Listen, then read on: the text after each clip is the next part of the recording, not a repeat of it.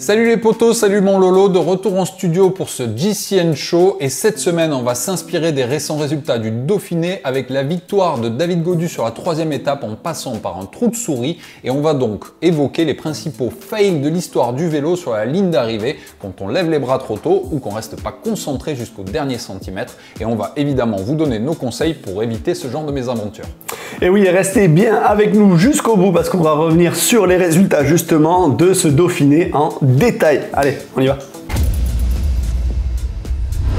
Et mon Lolo, donc on va commencer par cette fameuse 3e étape du Dauphiné. Si vous ne l'avez pas vu, eh bien c'est David Gaudu qui s'impose au sprint devant Wout van Aert. Et oui, si on nous avait dit ça, bon, pas n'importe quel sprint évidemment, il s'agissait d'une étape particulièrement accidentée avec une arrivée en montée. Mais ce qui marque le plus dans cette étape, c'est le fait que Wout van Aert ait levé les bras un peu trop tôt, en tout cas tenté de le faire. Et il s'est rendu compte que eh bien, le petit Gaudu lui est passé sous le nez juste avant la ligne pour aller l'emporter. Évidemment, c'est pas la première fois que ça arrive. Dans le vélo moderne, on a de plus en plus l'habitude d'ailleurs. Mais comment en 2022, les pros arrivent-ils encore à faire ce genre d'erreur, mon Lolo? Je crois savoir que toi, tu en as une bonne expérience, y compris personnelle. Ouais, moi ça m'est déjà arrivé Flo, mais j'étais pas pro, tu vois. Donc c'est le métier qui rentre, j'ai envie de te dire.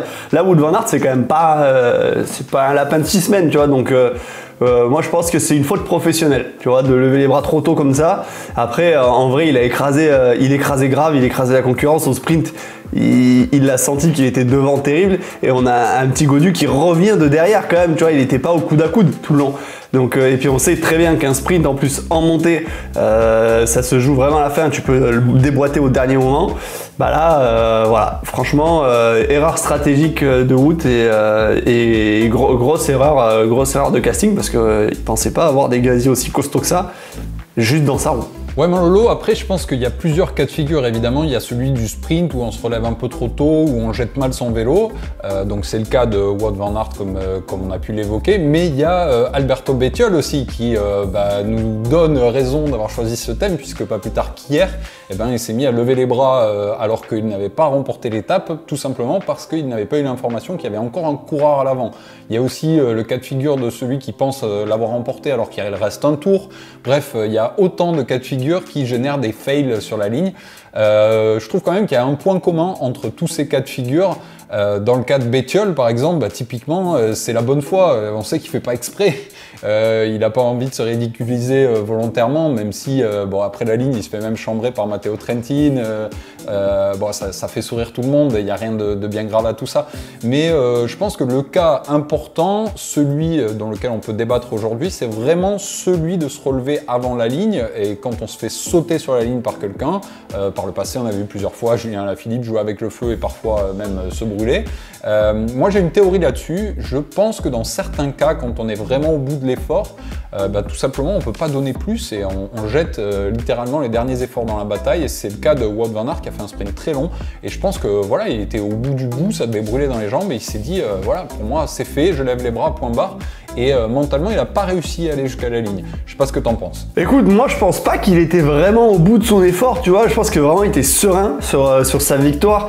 Il a lancé son sprint et il était devant vraiment avec 2 vélos d'avance depuis le début de son sprint presque. Donc moi je pense qu'il était serein, il s'est dit voilà la ligne. Et là il a zioté tac, droite, gauche, il s'est dit personne peut revenir sauf qu'encore une fois c'est en montée. Tu lèves les bras, ça te ralentit beaucoup plus que quand tu es sur le plat lancé à 60 à l'heure. Donc du coup tu vois, moi je pense que non, c'est vraiment une erreur de sa part vraiment de professionnel quoi, où il était trop serein. Pour le coup il était trop serein. Ouais, je pense à d'autres exemples du coup, puisqu'on disait il y a plusieurs cas de figure, à celui assez récent d'Edouard Prades sur le Tour de Grèce. Vous savez, c'est le coureur qui, en se rasseyant sur la selle, sur la ligne, en plus de ça, est tombé parce que sa selle s'est cassée. Et lui, il lève les bras alors qu'il pense avoir gagné, alors que en réalité, il y avait des coureurs devant. Ça, évidemment, c'est un autre cas de figure, mais on va essayer de lister quelques fails récents. Évidemment, tout le monde pense à Julien Alaphilippe sur Liège en 2020, qui, en plus de ça, a été disqualifié derrière, mais qui lève les bras trop tôt et se fait passer sur la ligne par Roglic. Ça, c'est un peu le même cas de figure que Wout van Aert, sauf que pour le coup, ça avait plutôt souri à la Jumbo-Visma ce coup-ci. Mais Alaf, c'est quand même un spécialiste, parce que quelques jours après Liège, justement, il avait failli nous refaire la même à la Flèche Brabançonne, si tu te souviens, dans l'eau, il lève les bras trop tôt. Finalement, ça suffit pour l'emporter, mais c'était quand même limite. Quel serait ton conseil pour éviter ça? Je pense que c'est assez logique. Tu vas nous dire aller jusqu'au bout, attendre que les deux roues aient passé la ligne et être bien sûr d'avoir gagné, non? Bah oui, le conseil Flo, il est basique. Hein. T'attends d'avoir passé la ligne pour lever les bras.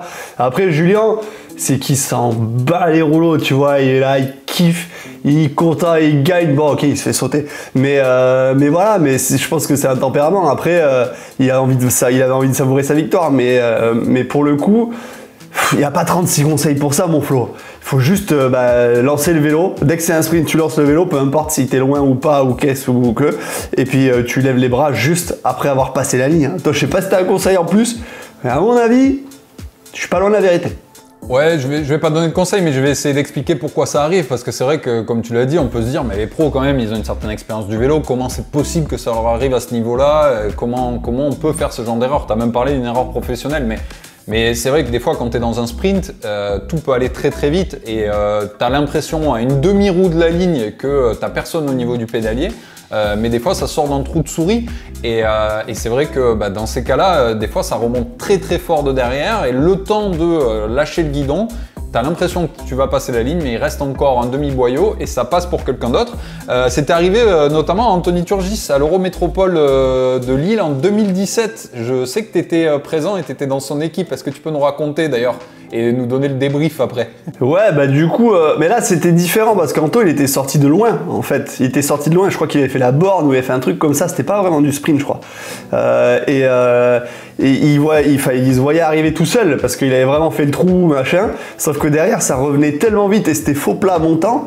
Bah, lui il se voit arriver tout seul et au moment où il lève les bras, en fait t'avais les mecs qui revenaient à toute vitesse dans sa roue et qui ont jeté leur vélo et du coup bah, il fait même troisième, tu vois, il fait même pas deux, il fait 3, donc il se fait sauter vraiment et tu vois en plus qu'il s'en rend compte quoi, et là, ah merde, en fait je me suis fait ken.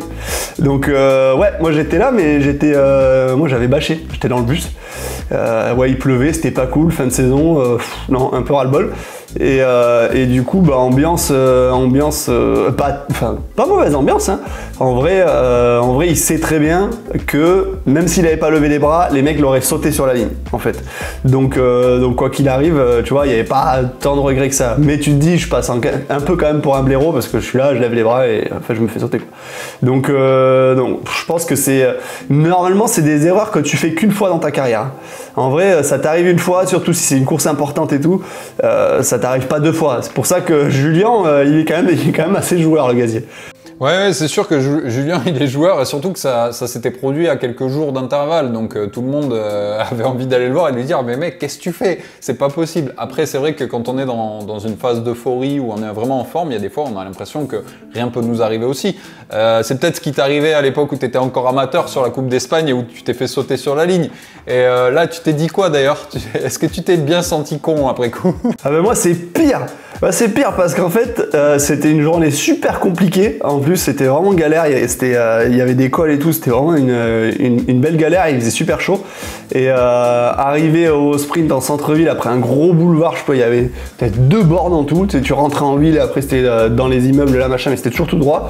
Et j'étais mal placé, hein, je devais être 30e. Tu vois, il y avait la boule qui s'était faite, j'étais 30e. Et j'attendais, mais j'étais assez serein parce que je dis, bah j'attends, mais en fait, je suis super bien, quoi.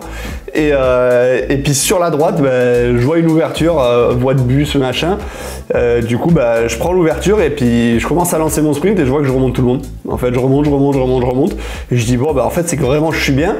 Mais même dans ma tête, j'allais pas gagner, en fait, à la base. Donc, je remonte tout le monde et je vois que je passe tout le monde. Je dis, bon, ok.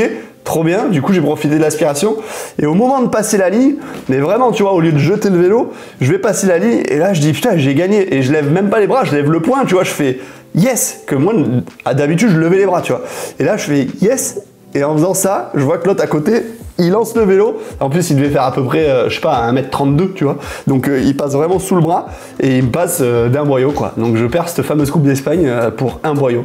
Donc en fait j'ai pas vraiment réalisé le truc parce que dans ma tête je la gagnais pas, tu vois, j'étais là pour faire un top 5, top 10 et dans ma tête je la gagnais pas et je lève le poing, tu vois, en mode j'y crois pas vraiment, je la gagne, j'y crois pas vraiment et au final bah du coup je la gagne pas et mais je prends quand même le maillot de leader ce jour-là de la Coupe d'Espagne, donc j'ai compensé un peu le truc, tu vois. Voilà, c'est ça. Donc j'ai quand même été sur le podium. J'étais pas méga content, mais j'étais quand même content. Tu prends le leader, c'est quand même cool.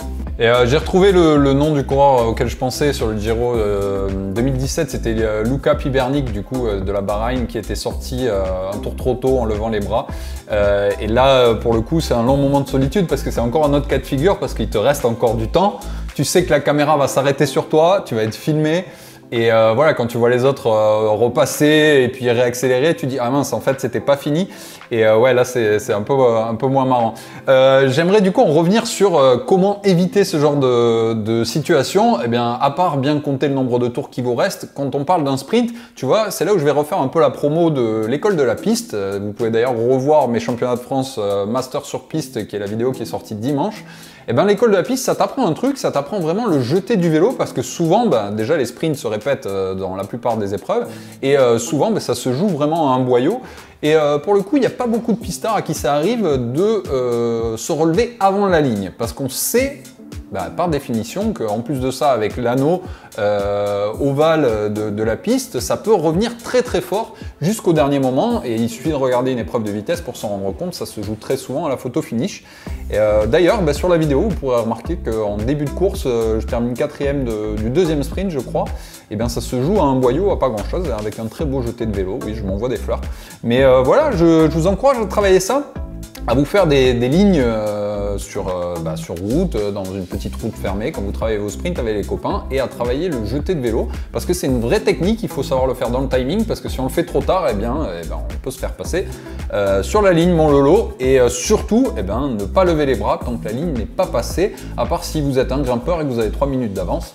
Mais là aussi, il faut toujours se retourner avant de le faire. Hein. Ah, ça c'est clair. Bon après, faut-il être sprinter aussi et faut-il jouer des sprints mais dans l'histoire, ouais. Et tu sais que moi, ça m'est arrivé ton histoire de lever les bras alors que c'est pas toi qui gagne. Parce que pareil, c'était une coupe, non, c'était quoi? C'était la Vuelta de je sais pas quoi. En fait. Ouais, non, mais moi après, il m'est arrivé tellement de choses dans la vie, tu sais, mon Flo. Et tu sais, ça c'est le vécu, tu vois. C'est pour ça que tu vois, je parais, j'ai la tête d'un mec qui a 40 ans, alors qu'en vrai, j'ai même pas 30 ans. Ben, c'est normal parce qu'il s'est passé tellement de choses dans ma vie que, tu vois, je suis usé, tu vois, je suis tanné. Quoi. Mais bon, bref, ça, c'est encore une autre histoire. Et ouais, une fois, tu vois, je me souviens. J'étais avec des crampes, j'étais en galère, l'étape elle était dure et je pétais du groupe, autant te dire, on était 15-20 mecs et je pétais et j'avais mon DS, Harit Sarberas, qui aujourd'hui est l'entraîneur de la Bahreïn, qui me disait ah vas-y accroche-toi et tout, j'avais des crampes, je dis c'est pas possible, on est à 10 bandes de l'arrivée, le moindre coup de cul je pétais et du coup il me filait léger à boire, machin, truc et au final du coup ça arrive au sprint avec les 10-15 mecs et là je gagne le sprint, improbable. Tu vois, je me sors terrible, je fais le sprint, je lève les bras. Sauf que je savais pas qu'il y avait encore 2 échappées devant. Du coup, je fais 3. Ouais, écoute, on va conclure sur cette belle note, mon Lolo, mais ça dégage un autre message, même si c'est pas dans le thème de la journée. C'est vrai qu'en course, des fois, on peut être collé toute la course et finalement se retrouver bien à l'arrivée. Moi aussi, j'ai eu cette expérience plusieurs fois. Je me souviens notamment d'un tour de Gironde avec un circuit où j'étais mal, il y avait une bosse à passer tous les tours, j'étais mal à tous les tours, et puis je sais pas, il devait y avoir 10 tours, et à 2 tours de l'arrivée, d'un coup une force extraordinaire. Donc jamais rien lâcher, jusqu'au bout et jusqu'à la ligne, comme ça vous évitera d'avoir les déboires de Wout van Aert, pour le plus grand bonheur d'ailleurs de David Gaudu, et le nôtre aussi, parce que ça fait plaisir. Wout il domine tellement de la tête et des épaules, il est tellement capable de gagner tous les jours, que laisser une petite victoire à notre Frenchie, c'était sympa de sa part. D'ailleurs Molo, je te propose qu'on passe à l'actu, et dans les résultats on va revenir évidemment en détail sur ce Dauphiné 2022 qui nous donne un avant-goût du Tour de France. Ouais mon Flo. Allez, l'actu. Bon, mon Flo, en actu cette semaine, on en a une belle parce que c'est notre sponsor, c'est Colnago, qui nous a sorti un petit prototypo des familles qui, moi, me fait frétiller, tu vois. Donc vas-y, parle-nous-en, mon Flo. Moi, j'aime bien. Oui, je m'en doutais que ça allait te faire frétiller parce que forcément, c'est un vélo qui est très sobre et très classe à l'italienne et je sais que t'aimes ça particulièrement. Full black, forcément, pour un vélo appelé prototypo, donc prototype. Je t'avoue que moi, ça m'a un peu interrogé parce qu'on sait... D'ailleurs, c'est un point sur lequel je pense qu'il faudrait qu'on se renseigne un peu et on vous donnera la réponse parce que je ne l'ai pas aujourd'hui. Mais on sait que pour courir avec un vélo, il faut qu'il soit homologué par l'UCI et normalement, une de ces conditions, c'est qu'il soit commercialisé. On sait depuis des années que les pros ont l'habitude d'avoir non pas des prototypes, mais des modèles, on va dire, avec un petit peu d'avance sur le marché, c'est-à-dire quelques mois avant qu'ils apparaissent dans les rayons de nos magasins de cycle préférés. On a remarqué notamment sur ce Dauphiné certains nouveaux modèles à venir. Donc ce Colnago Prototypo qui a été entre guillemets officialisé par la marque comme un nouveau modèle en phase de test qui sera donc utilisé par Tadej Pogačar et qu'on sort lors du prochain Tour de France. Il y a 4 versions, mon Lolo. Ils sont en train de tester donc 4 versions avec 4 façons de travailler la fibre de carbone, plus ou moins rigide selon les endroits du cadre. Donc on n'est plus sur du monocoque, on est bien sur de l'assemblage. C'est ce qui se fait aujourd'hui sur les cadres les plus hauts de gamme évidemment, pour pouvoir donner un peu plus de rigidité sur les parties stratégiques du cadre et un peu moins, et donc un peu plus de légèreté là où c'est moins important. Donc voilà ce que je pouvais dire sur ce modèle. On va se renseigner sur le fait qu'il ait été enregistré par l'UCI, ce qui doit être le cas a priori puisqu'ils ont le droit de courir avec, et ce qui présage évidemment d'une sortie prochaine sur le marché, mon Lolo. Nous on aimerait bien l'avoir en test en tout cas. Bon, quoique on n'est pas trop mal lotis pour l'instant. Donc bon, c'est pas trop grave. Mon Flo, il y a eu quoi? Ah ouais, il y a le Global Bike Festival aussi, là où tu vas aller faire du vélo avec nos abonnés. Tu nous as pas parlé de ça en Autriche? Ouais mon Lolo, j'étais parti un instant parce que j'ai été nous chercher également l'autre actu de cette semaine, c'est les petits bidons jaunes qui préparent justement le Tour de France de GCN qui sont disponibles sur le shop, donc bidons jaunes Elite si vous voulez vous mettre aux couleurs pour le Tour de France. C'est l'occasion. Et oui, pour répondre à ta question, eh bien, le Global Bike Festival, ça commence jeudi. Et donc, je serai présent en Autriche. On sait que malheureusement, toi, tu ne pourras pas y être parce que à cloche-pied, c'était plus compliqué. D'ailleurs, tu pourrais nous donner dans l'actu quelques nouvelles de ton pied. Comment il va, mon Lolo, avant de passer au résultat? Alors, mon pied, il pue, pour te dire. Alors, je suis désolé. Bah, moi, vous avez la caméra, vous n'avez pas l'odeur. Mais c'est une galère, mon pauvre. Voilà, et heureusement j'ai une botte, j'ai pas un plâtre. Mais en gros, je vous explique parce que je vous ai juste dit que je me suis cassé le pied. Je me suis cassé le pied par dessous, par la voûte plantaire. J'ai tapé le pied à plat sur un caillou. Du coup, ça a cassé l'os sous la voûte plantaire, ça a fait remonter l'os du dessus, ça me l'a luxé. Enfin, tout est remonté d'1 centimètre, en gros.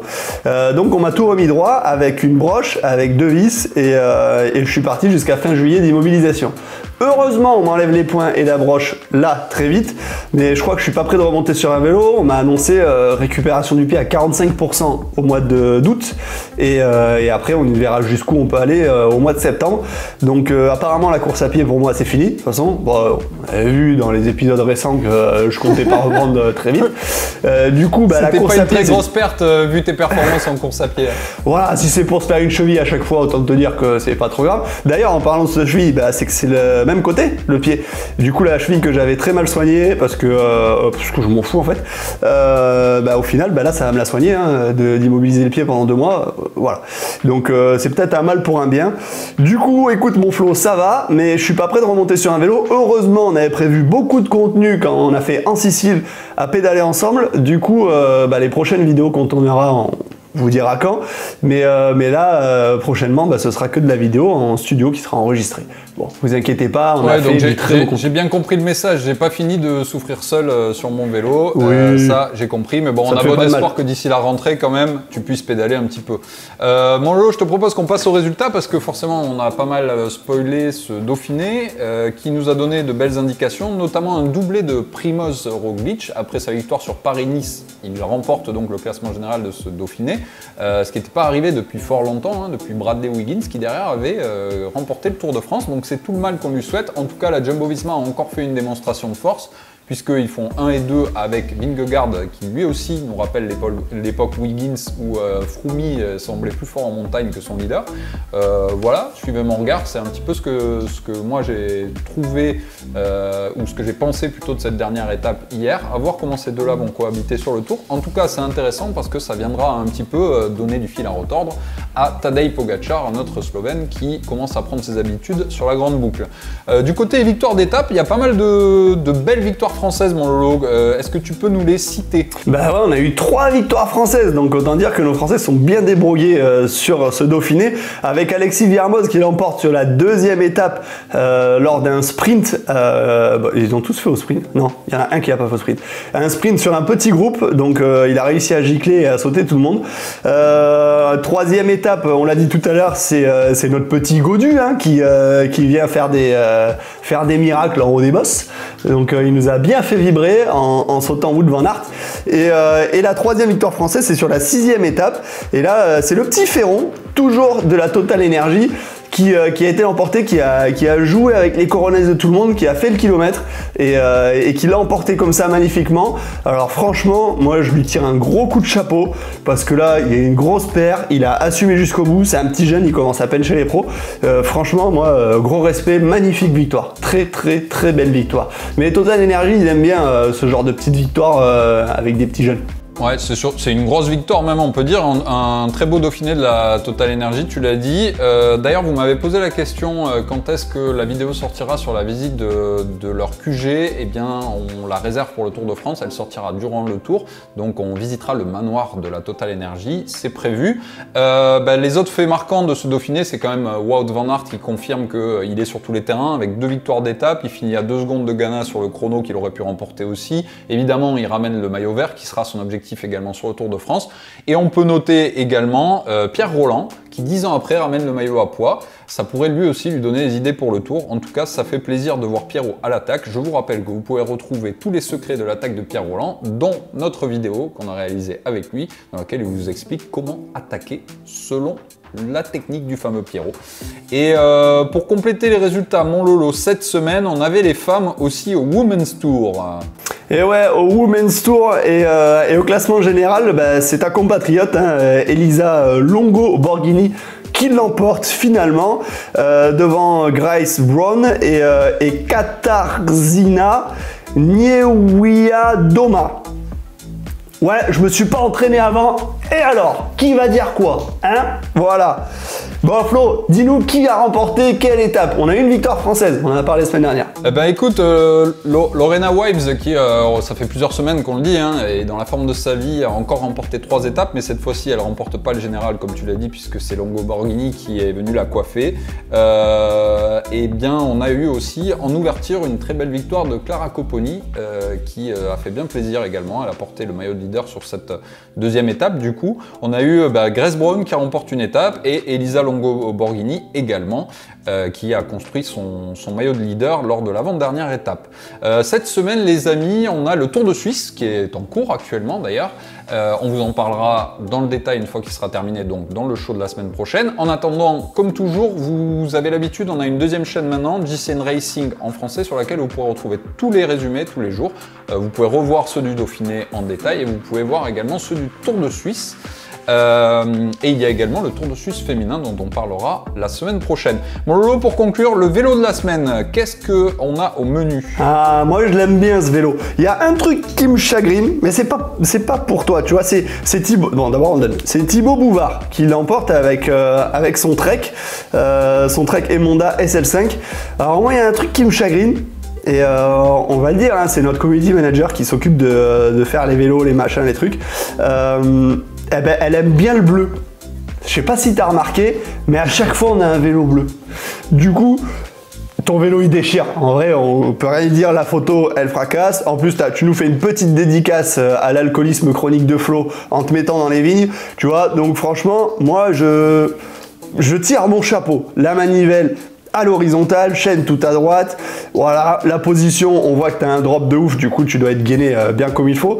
Je me demande si tu fais pas des courses d'ailleurs, parce que pour avoir une position comme ça, je pense que tu t'accroches des dossards de temps en temps. Il y a quand même un bon gros plateau, une belle position, ça sent un vélo de coursier en effet. Eh bien écoute, en tout cas c'est un très beau modèle et à mon avis, il part bien en tout cas pour l'élection du vélo du mois parce que ça va être dur de battre ce genre de machine avec des roues en 50, ça rend plutôt pas mal, ça m'a l'air d'être un très beau compromis. Mon Lolo, je te propose qu'on conclue là-dessus, on se retrouve la semaine prochaine pour un nouveau JCN Show et en attendant cette semaine, vous le savez, à la fois sur JCN Racing et sur JCN en français, du contenu quasiment tous les jours. Ouais, beaucoup de contenu. Allez, bisous à tous, ciao.